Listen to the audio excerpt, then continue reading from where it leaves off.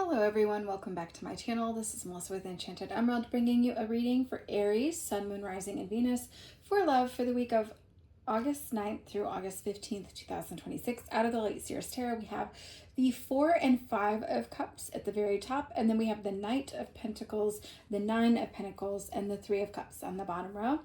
Really looking into this, Aries, feeling as though this is a time where you are feeling as though you need to bounce back. I do feel like this is a time for you to kind of take stock of what's happening in your love life. I feel like there is this way that you can check yourself a little bit, because I feel as though it's something that you have to realize that you cannot change, right? Like you cannot change what happened, and this turmoil that you're experiencing as a result of that is because you wanted things to be different. So once you realize that there's nothing that you can do to change that, it's really going to help you to get a better perspective of what's going on. I feel as though what this boils down to, though, is that somebody did not keep their word, and it related to you some sort of core wound that you experienced as a child. So it really just created this deep internal conflict that's coming forward now for you to kind of work through. I feel as though these core wounds that we experience through childhood, they could be rejection, betrayal, abandonment.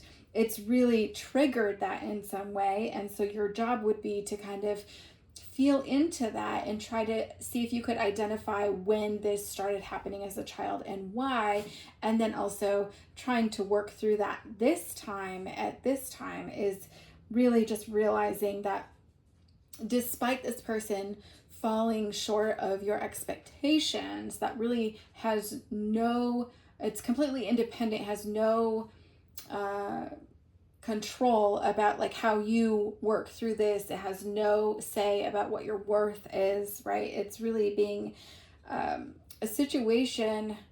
It's hard for you. I feel as though there's a lot of like tentacles around it. It's complicated, and it could feel like there are energetic cords clinging to you because of this. It could be running through your mind constantly. It could feel as though it's almost wrapping its tentacles around you, keeping you closed off, guarded.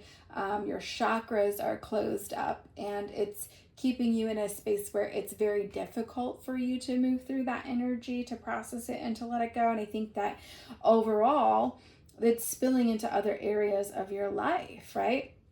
So when you relive these things over and over, it just perpetuates that. And it's almost as if you're disgusted with this situation, and it's a time for you to be able to move into new energy. We have to be able to shake that off, literally and figuratively, right? And I get that Mariah Carey song, that Shake It Off song, right? So this is a time for you to be able to shift your energy. I really think that water is the key here for some reason. So water, it can hold a lot of emotion for us, right? We can infuse our water with affirmations. We drink water, it can shift our vibration, right? And so maybe taking a cold shower, taking a hot shower, whatever that feels like for you, what sounds good. Log off your socials, really get outdoors, start to ground yourself in nature. And I do feel as though drinking a lot of water can help to stop that mental loop specifically. Sitting in a chair with your feet flat on the ground, that's also something very grounding, right? So that's one way to initially start to deal with this overload of the energy that's going on, okay? Because I do feel as though it's zapping your energy, and it's making it harder for you to be able to shift your focus to the things that you need to be focusing on. And so if you're feeling as though you can't stop thinking about it, shift your attention, get distracted, call a friend, and talk about anything under the sun but this situation, okay? Because we don't want to keep that mental loop going. We want to be able to break the chain there, okay? And so I feel as though there is a potential for you to be very angry, potential for you to want to maybe say some derogatory remarks to this person, but I just feel as though that it's a time for you to conserve your energy, save your breath. It can fall on deaf ears a bit, okay? This is really about you working through this, okay, Aries? I feel like this is a time for you to get involved in creative endeavors, take the initiative to get out there, do something fun, do something that you've wanted to do for a while and you haven't. Do things that do bring you joy. Really try to raise the energy of that, because your piece is completely independent of their ability to keep their word, right? Okay, and it really just has you in a space where you're overthinking everything. And if you were looking back on it, you could probably see some sort of telltale signs. I feel as though there were things that were happening where this person was overpromising and under-delivering repeatedly or consistently, and they could use phrases with you like "we'll see" or like "I'll try," and then it doesn't really. There's no follow through, right? Like it doesn't ever change. It just keeps happening, and it's frustrating. And so I feel as though this person even canceled plans on you quite frequently, but there's an image that you had in your head of this person, right? What you were imagining this person as is at their full potential.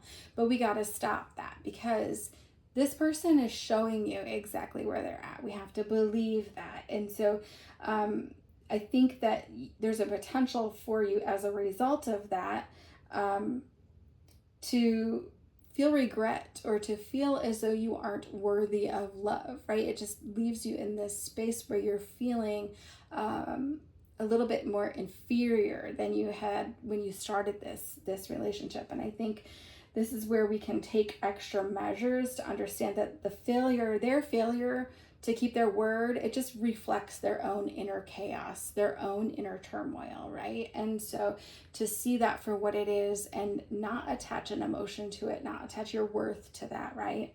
So I think that it's important to realize that you cannot control this person's actions, and nor are you responsible for those actions. And so I really just am very drawn on the Four of Cups here specifically. And then also right here on the Five of Cups, see there's a bunch of color in that dish. And then this side of this card is lots of full color, right? Lots of emotion, lots of joy, lots of great things.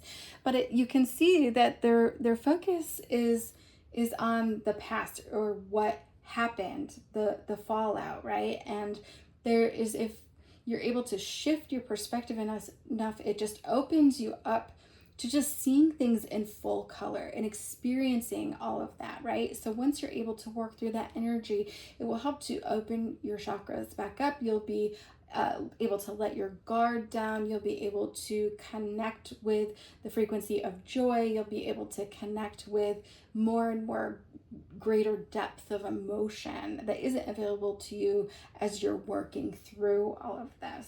So I think that that's exactly how we heal this core wound. We have to recognize it for what it is, and then we completely choose to see the world in full color, choose to live your life at full capacity, and to allow that joy and further love to come in, because it is independent.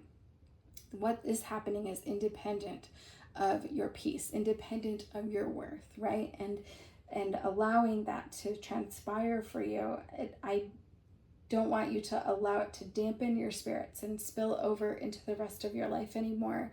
You know, you are worthy of a beautiful life. And so working through that, is there a particular color that you feel drawn to now? What are the emotions, and what colors do you assign those emotions, and how does that feel, and what color will you be embracing going forward? That's the question I asked you. Hit me in the comments, let me know what color.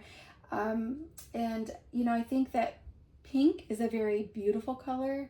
I love pink. It's a light pink that comes in with this. It's very representative of that rose quartz, that heart chakra healing, and that unconditional love that you now get to show yourself through this whole process. So beautiful energy, Aries. I do so hope that this resonates for you. Thank you so much for tuning in. If you've watched so far all the way through, I appreciate that.